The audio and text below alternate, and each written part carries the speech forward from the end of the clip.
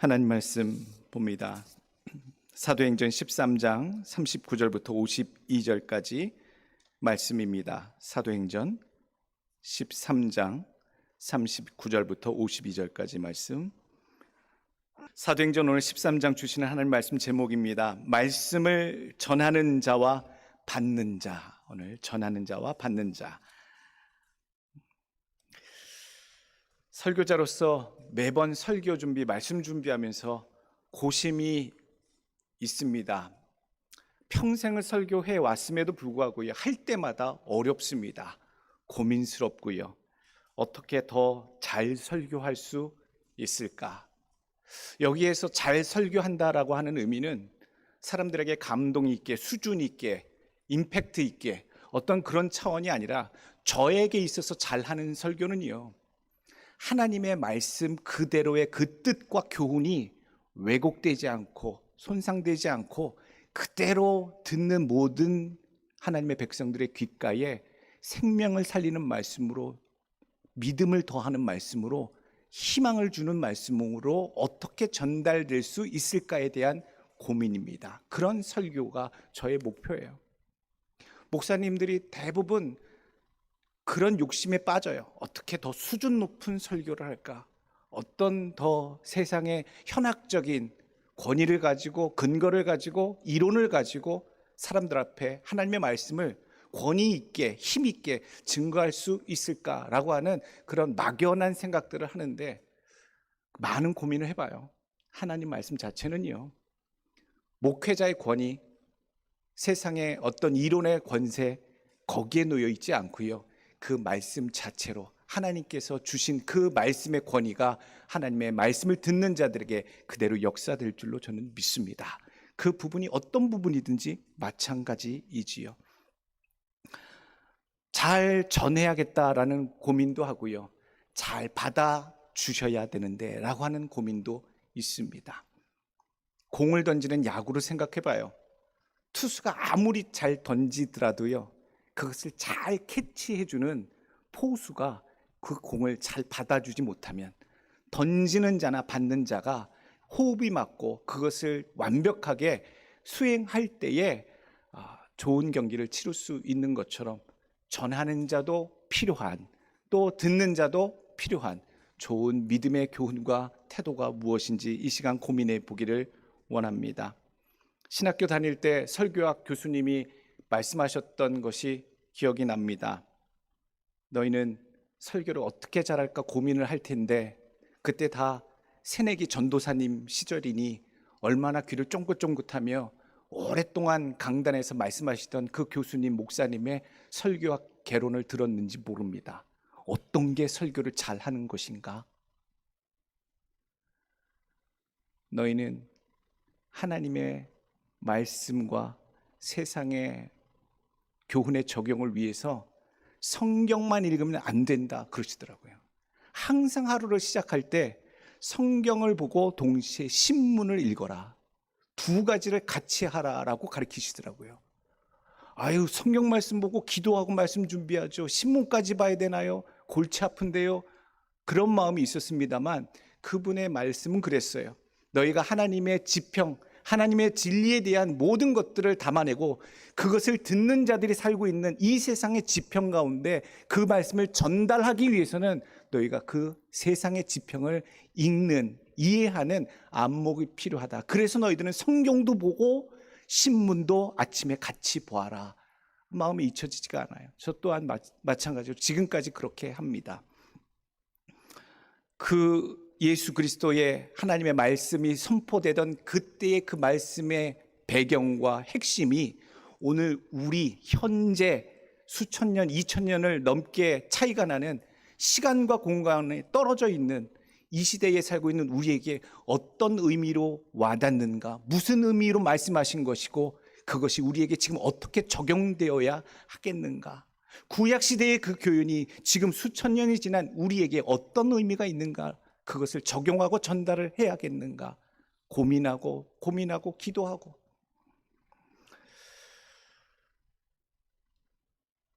설교에 대한, 하나님 말씀 전파에 대한, 말씀을 전하는 자들은 아마 다 똑같은 고민을 했을 겁니다. 시간과 공간, 상황을 이어주는 그 교훈을 어떻게 전달할 것인가? 사도 바울을 생각해 봐요. 사도 바울이 설교한 내용들이 사도행전에 세 군데, 적어도 세 군데 나옵니다. 얼마나 감동적이고 성령 충만한 사도 바울의 설교였는지 몰라요. 오늘 사도행전 13장 앞부분에 나오고요.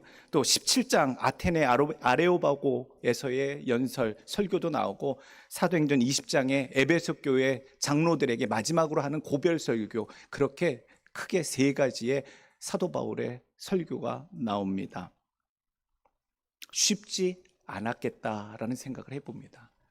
사도 바울은 유대인이고, 유대인으로서 모든 학문과 정통교육을, 율법과 정통학문을 배워온 사람인데, 그가 복음을 전해야 되는 사람들은 그리스 사람들이고요, 로마의 영향을 받은 사람들이고요, 히브리인들이 아니었어요. 이방인들에게, 구약의 배경도 모르고 신약의 예수님에 대해서도 처음 듣는 자들에게 어떻게 하나님의 말씀, 예수 그리스도의 복음의 말씀을 거침없이, 어려움 없이 전달할 수 있었겠는가? 그들을 어떻게 이해시키며 말씀을 전할 수 있었을까? 고심이었겠구나.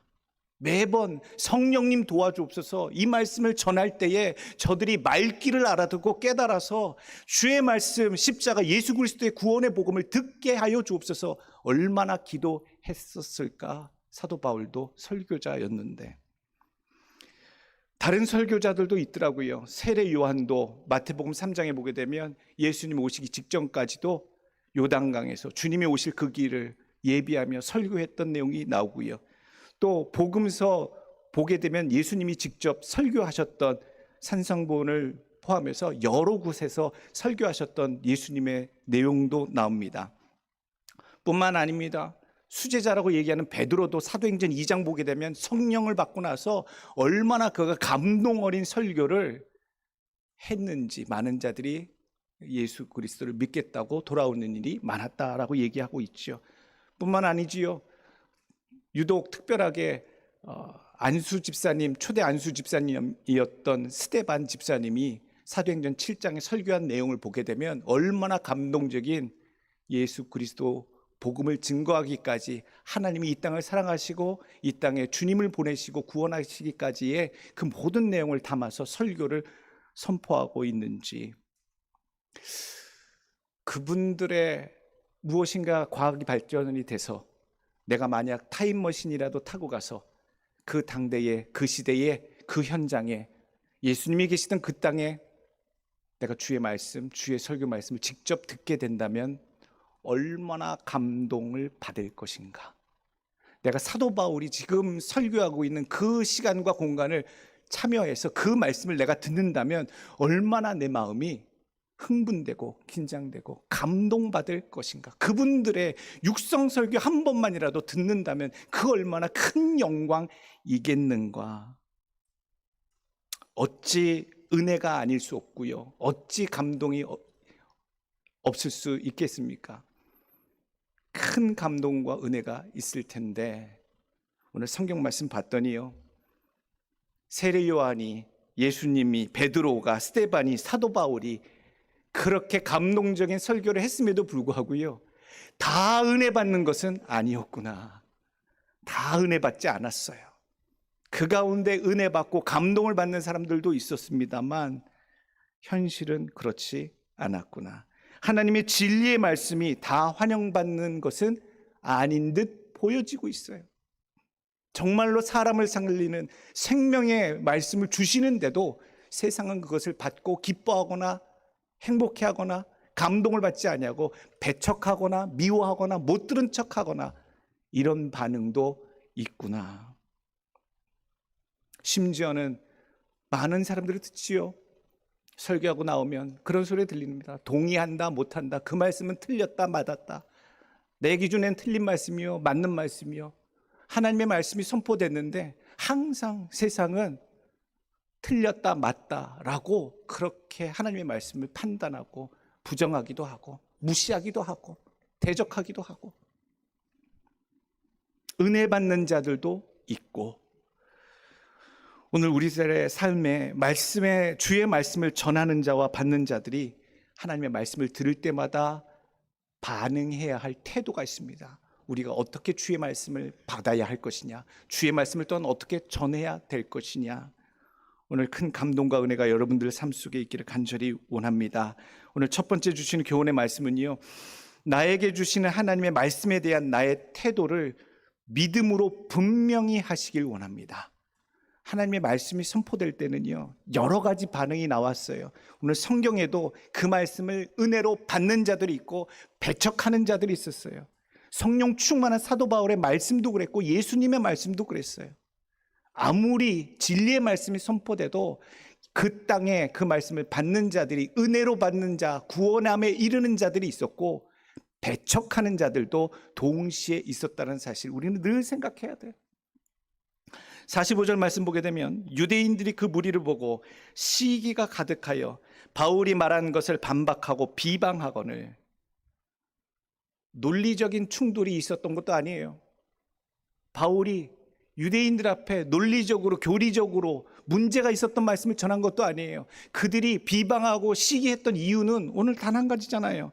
바울이 말하여 반박한 것은, 비방한 것은 단 한 가지, 시기가 가득하여 비방하고 반박하였다라고 얘기하고 있어요.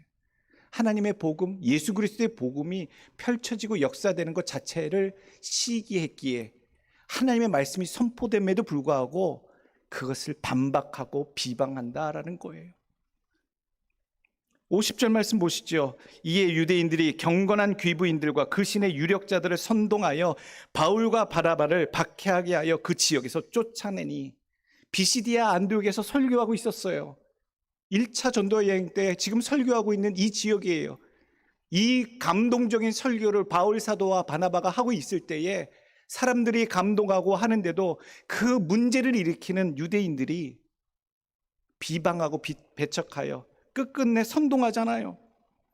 사람들을 선동하여 바울과 바나바를 박해하게 하여 그 동네에서 쫓아내버렸다라고 얘기하고 있어요.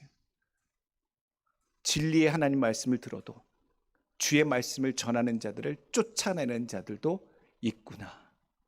사도행전 14장 1절 말씀입니다. 하나님의 말씀이 선포될 때 나타나는 사람들의 반응. 이에 이고니온에서 두 사도가 함께 유대인의 회당에 들어가 말하니 유대와 헬라의 허다한 무리가 믿더라. 그러나 순종하지 아니하는 유대인들이 이방인들의 마음을 선동하여 형제들에게 악감을 품게 하거늘 두 사도가 오래 있어 주를 힘입어 담대히 말하니 주께서 그들의 손으로 표적과 기사를 행하게 하여 주사 자기 은혜의 말씀을 증언하시니 그 시내의 무리가 나뉘어 유대인을 따르는 자도 있고 두 사도를 따르는 자도 있는지라. 이방인과 유대인과 그 관리들이 두 사도를 모욕하며 돌로 치려고 달려드니. 지금 심각합니다.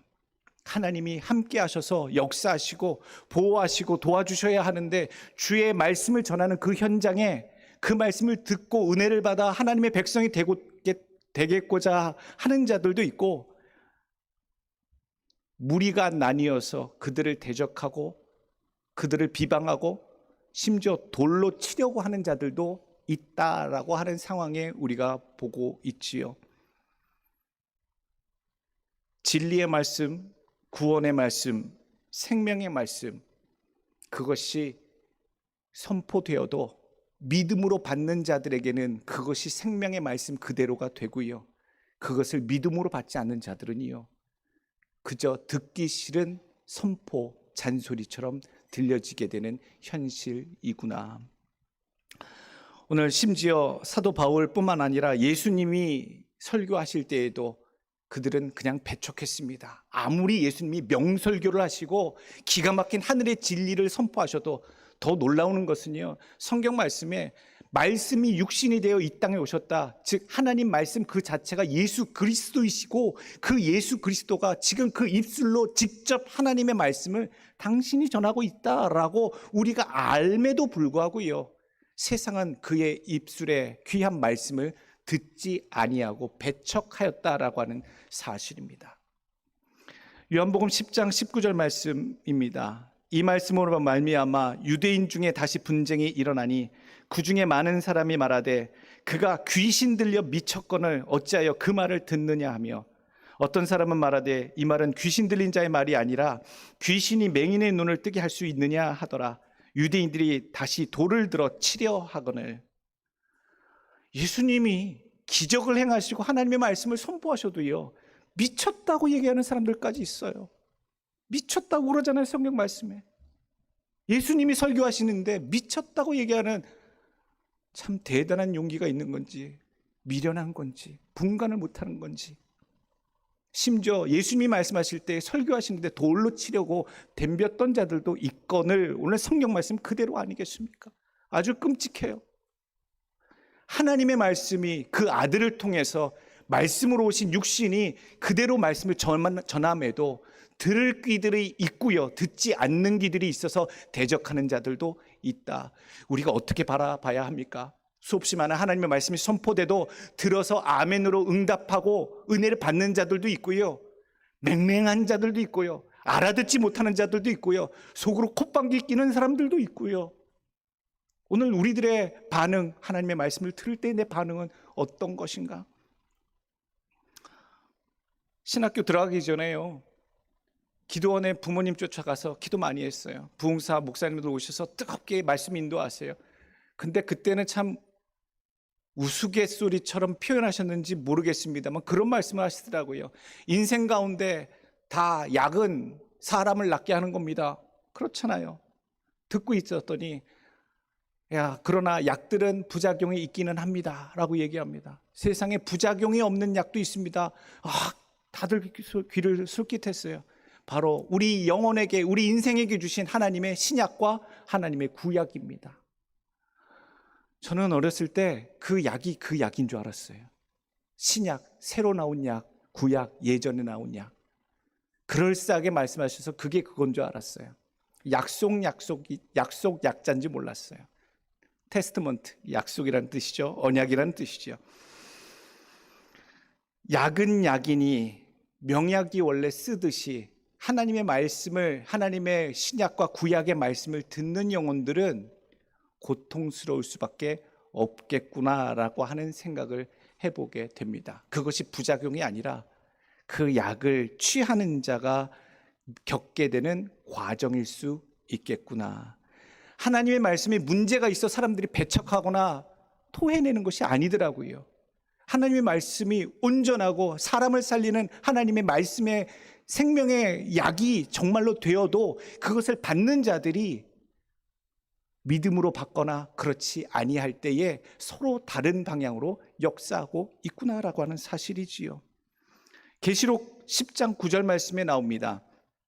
내가 천사에게 나아가 작은 두루마리를 달라한즉 천사가 이르되 갖다 먹어버리라. 네 배에는 쓰나 네 입에는 꿀같이 달리라 하거늘 내가 천사의 손에서 작은 두루마리를 갖다 먹어버리니 내 입에는 꿀같이 다나 먹은 후에는 내 배에서 쓰게 되더라. 사도 요한이 본 요한계시록의 내용이죠. 천사가 먹으라 했던 이 두루마리, 하나님의 말씀이 기록된 것, 하나님이 기록하신 두루마기가 입에는 달지만 그것이 내 몸에 체화될 때에는 엄청난 고통이 따랐다, 쓰더라라고 하는 표현이에요. 하나님의 말씀이 그렇습니다.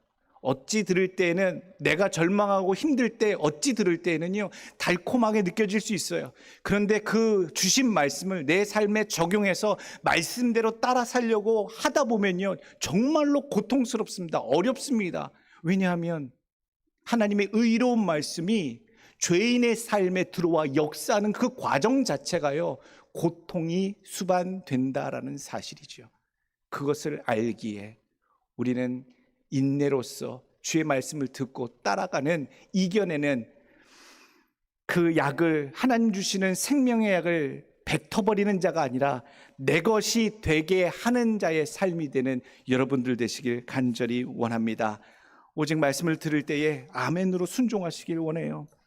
말씀의 순종, 불순종 그 자체를 하나님은 창세기와 히브리서에 아브라함과 믿음의 기타 선진들의 모습 속에서 항상 말씀이 선포될 때에 깨달았던 그 부분에 대한 순종, 이것이 그들의 믿음이었느니라 라고 구체적으로 표현하고 계십니다. 창세기 26장 5절 말씀, 이는 아브라함이 내 말을 순종하고 내 명령과 내 계명과 내 율례와 내 법도를 지켰음이라 하시니라. 히브리서 11장 8절, 믿음으로 아브라함은 부르심을 받았을 때에 순종하여 장래의 유업으로 받을 땅에 나아갈세. 히브리서 4장 12절 말씀, 하나님의 말씀은 살아있고 활력이 있어 좌우에 날선 어떤 검보다 예리하여 혼과 영과 및 관절과 골수를 찔러 쪼개기까지 하며 마음의 생각과 뜻을 판단하나니. 오늘 이 말씀까지 생각하길 원해요. 하나님 말씀에 순종하는 것, 내가 주의 말씀을 들을 때 내 마음에 접어놨던, 하지 않으려고 했던 또는 하려고 했던 하나님에 대해 내 마음대로 살았던 모든 것들에 대해 이제 하나님의 뜻을 듣고 순종하겠다는 마음이 있길 원하고요. 하나님의 말씀은 혼과 영과 관절, 골수까지 쪼개기까지 하신다니, 내가 말씀을 들을 때 고통받고 마음이 찔리는 것은 당연한 것이구나. 그리고 마음의 생각과 뜻을 판단하는 것, 양심을 찔리게 하시는 것도 당연한 것이구나. 저 목사님이 표적 설교로 나를 괴롭게 하기 위해서 나를 언급하는 것은 아닌가라고 하는 잘못된 생각이 아니라, 하나님이 이 말씀을 통해 내게 지금 깨닫게 하시려고 하는 이 부분, 내가 변하길 원하고 순종하길 원하나이다. 여러분들의 고백이 되길 원합니다. 말씀을 들을 때에 교만한 자가 나오고요, 말씀을 들을 때에 누가 대적하는 자인지 나오고요, 말씀을 들을 때에 누가 하나님의 구원을 받는 자인지, 누가 하나님의 택하심을 받은 자인지 나오게 됩니다. 여러분, 말씀을 들을 때마다 믿음으로 순종하여 하나님의 말씀을 듣는 자, 받는 자가 되시는 여러분 되시길 축원합니다. 두 번째 주시는 교훈의 말씀은요, 말씀을 믿음으로 전하는 자와 받는 자는 흔들리지 마시길 원합니다. 말씀을 듣고 받으셨으면, 깨닫게 하셨으면 어떠한 상황을 만나도 이 말씀, 들은 말씀, 다음에 또 들려주시고 깨닫게 해주시는 말씀 또 듣기까지 그 말씀 내용을 붙잡으시길 원해요. 무엇을 깨닫게 하셨는지, 무엇을 주 앞에 내가 헌신케 하셨는지에 대해서 그 말씀을 깨닫길 원합니다. 오늘 본문 말씀에 두 그룹이 대비적으로 나오고 있어요. 복음 증거를 하다가 쫓겨나도 행복해하는 사도들이 나오고요, 하나님의 말씀을 들어서 경건한 자들이 은혜를 받았는데 흔들려서 두 사도들을 내쫓는 일에 동참하는 자들도 나옵니다. 같은 하나님의 말씀을 전하고 듣고 했는데도 다른 반응들이 나오고 있다. 50절 말씀입니다. 이에 유대인들이 경건한 귀부인들과 그 신의 유력자들을 선동하여 바울과 바나바를 박해하게 하여 그 지역에서 쫓아내니. 이게 무슨 말씀입니까? 하나님의 말씀 잘 전하고 증거했음에도 불구하고 오늘 사도 바울과 바나바가요, 쫓겨나요. 너무 속상해요. 너무 억울해요. 하나님이 좀 역사하시지, 보호하시지, 막아주시지, 이런 마음이 있는데 쫓겨나 버려요. 그런데도 52절 보게 되면 제자들은 기쁨과 성령이 충만하니라. 정말로 기분 나쁘고요, 속상한데도요, 기쁨이 넘치고 성령 충만함이 가득했다라고 성경은 기록하고 있어요. 어떻게 그럴 수가 있지요? 자존심 상하고 억울하고 속상할 텐데 어떻게 이 사도들은 같은 사람이 아닌가? 똑같은 성정의 같은 자들일 텐데 주의 일을 하다가 욕먹고 박해를 받고 쫓겨나는 상황인데 해피하잖아요. 기뻐하잖아요. 오히려 성령 충만하잖아요. 그 이유가 뭘까요? 오늘 48절, 49절 그 앞절과 뒷절의 내용이 담겨져 있어요. 이분들이 왜 그렇게 쫓겨났는데도 기뻐할 수 있었는가? 48절, 이방인들이 듣고 기뻐하여 하나님의 말씀을 찬송하며 영생을 주시기로 작정된 자는 다 믿더라. 사람들이, 구원받을 사람들은 다 믿는 것을 눈에 보이게 하셨다는 거예요. 자기네들이 주의 말씀을 선포할 때에 구원 받을 자도 있고 안 받을 자도 있을 거 아니에요. 그러나 그 가운데 하나님께서 작정하셔서 구원하시기로 작정한 모든 자들이 예수 그리스도를 다 믿는 그것을 보고 사도 바울과 바나바가 기뻤다라는 얘기예요. 본인들은 쫓겨나도 기뻤다라는 거예요. 49절에도 나와요. 그런 쫓겨나가는 상황에서도 주의 말씀이 그 지방에 두루 퍼지니라. 오늘 말씀을 전하는 자나 듣는 자나 어떠한 상황에 처할지 몰라요. 그래서 우리가 더 말씀을 굳건히 붙들어야 되고 흔들리지 말아야 될 줄로 믿습니다. 기쁜 일, 수고한 일, 애쓴 일을 했어도 쫓겨나고 박해를 당하는 상황을 늘 만나요. 욕먹어요.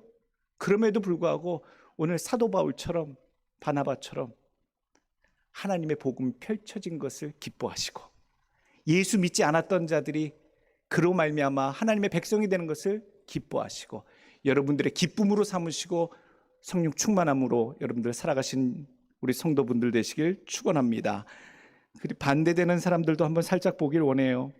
50절에 나온 사람들이 저는 이상해요.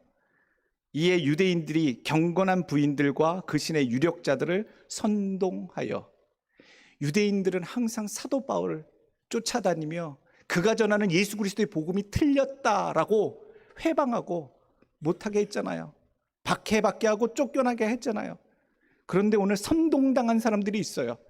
경건한 귀부인들과 신의 유력자들, 이 사람네들은 이미 그 비시디아 안디옥과 이고니온에서 성령 충만한 은혜를 받아서 깨달았던 사람들이에요. 그런데 유대인들이 와서 선동하고 꼬드길 때에 그들의 말을 듣고 흔들려서 자신들에게 복음을 전해 주었던 사도 바울과 그 일행들을 박해하고 쫓아내는 일에 동참했다라고 오늘 50절에 기록되어 있는 거예요.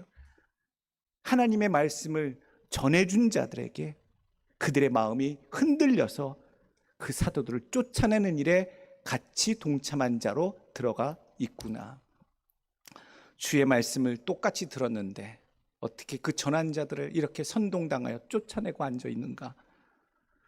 그래서 43절에 사도 바울이 당부의 말씀을 하고 있습니다. 말씀을 듣는 많은 유대인들과 하나님이 구원하시기로 영생을 주시기로 작정한 자들이 은혜 받아서 있는 그 모습을 보고 사도 바울이 당부의 말씀을 꼭 전하고 있죠. 43절 회당의 모임이 끝난 후에 유대인과 유대교에 입교한 경건한 사람들이 많이 바울과 바나바를 따르니 두 사도가 더불어 말하고 항상 하나님의 은혜 가운데 있으라 권하니라. 한 번 은혜 받고 지나가는 게 아니에요. 깨닫고 되뇌이고 주신 그 은혜와 말씀을 지켜서 잃어버리지 않도록, 흔들리지 않도록, 선동당하지 않도록 그것을 은혜 가운데 있도록 너희는 흔들리지 말라라고 권면의 말씀을 전달하고 있는 거예요. 자기가 복음을 전해서 기뻐했던 자들이 선동당해서 자기를 내쫓는 모습을 보았기 때문에 사도 바울은 하나님의 말씀을 영접하는 자들마다 은혜 가운데 흔들리지 말고 선동당하지 말고 견고하게 늘 지키고 있어라라고 당부의 말씀을 전하고 있는 것이지요. 오늘 여러분들 은혜 받을 때는요, 항상 그것을 뒤흔드는 사탄의 도전들이 많습니다. 은혜 받아서 교회 나가면요, 꼭 사단이 흔들어 놔요. 뒤엎어 놔요. 은혜가 더 가득한 날, 더 많이 감동받고 깨달은 날일수록 더 많은 도전들, 사람을 통해, 일들을 통해 얼마나 우리 주변에 직접적으로 내 삶에 꽂히는지 이것을 흔들리지 않고 넘어가셔야 돼요. 요동치지 않고 넘어가셔야 돼요. 은혜 안에 말씀 가운데 내게 주신 그 은혜를 지켜 살아가는 것, 여러분들이 그 지혜, 믿음의 신앙인들 되시길 간절히 원합니다.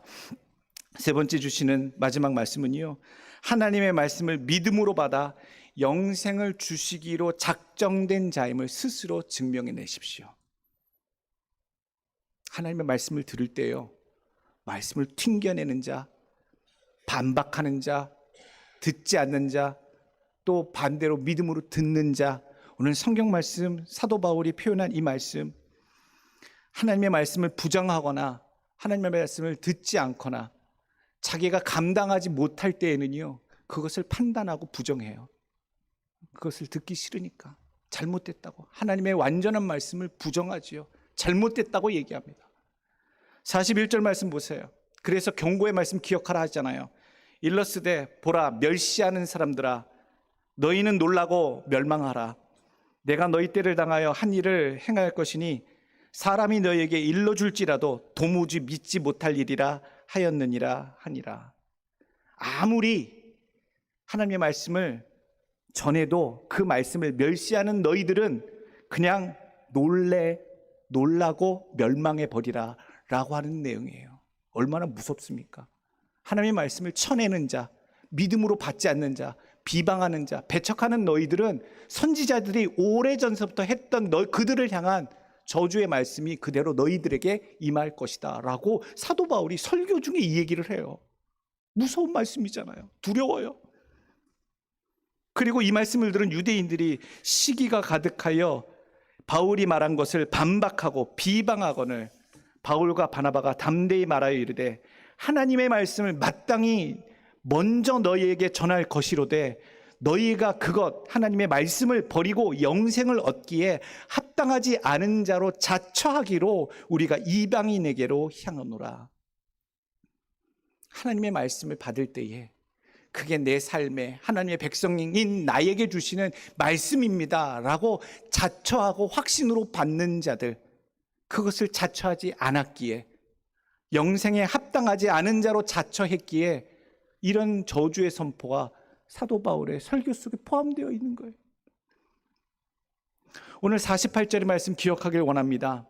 하나님의 말씀 들으실 때에 그 말씀, 하나님이 지금 나를 살리시려고, 내게 말씀하시려고, 내 믿음을 크게 하시려고, 내게 은혜 주시려고 나를 향해 주시는 말씀 내가 받겠나이다. 여러분 받으시길 원합니다. 오늘 이방인 48절, 이방인들이 듣고 기뻐하여 하나님의 말씀을 찬송하며 영생을 주시기로 작정된 자는 다 믿더라. 영생을 주시기로 작정된 자. 여러분들 스스로의 믿음, 스스로의 구원함은 스스로 알아보시길 원합니다. 주의 말씀을 들을 때에 마음이 뜨거워지고 마음이 감동을 받으며 성령 충만함을 느껴지고 은혜가 무엇인지 느껴지고 주의 말씀이 나로 향하여 내 영혼이 살게 되고 다시 소송케 되는, 소망을 얻게 되는 그런 마음을 느끼고 내가 믿음으로 아멘으로 반응할 때에 오늘 성경 말씀 그대로 영생을 주시기로 작정된 자로 확정되는 줄 저는 믿습니다. 여러분들 스스로가 반응하는 거예요. 누가 정해주지 않아요. 내 삶에 늘 말씀을 듣게 되시거든, 보게 되시거든 영생에 합당한 자인지 합당하지 않은 자인지 스스로 늘 말씀을 기쁨으로 순종으로 받아 하나님의 영생 주시는 작정된 자로 살아가시는 여러분들 되시길 간절히 원합니다. 오늘 기억합시다. 하나님, 내가 주의 말씀을 들을 때에 믿음으로 분명히 받는 자가 되게 하여 주옵소서. 두 번째, 하나님, 내가 말씀을 전할 때에 들을 때에도 흔들리지 않도록 늘 주신 말씀 은혜 가운데 머물게 하여 주옵소서. 세 번째, 하나님, 믿음으로 하나님 말씀을 들을 때에 하나님 영생을 주시는 자, 영생을 받는 자로 내 스스로 말씀 앞에 확정된 자, 확증된 자로 살게 하여 주시옵소서. 여러분들의 담대한 신앙의 고백 되시길 축원합니다. 기도하겠습니다.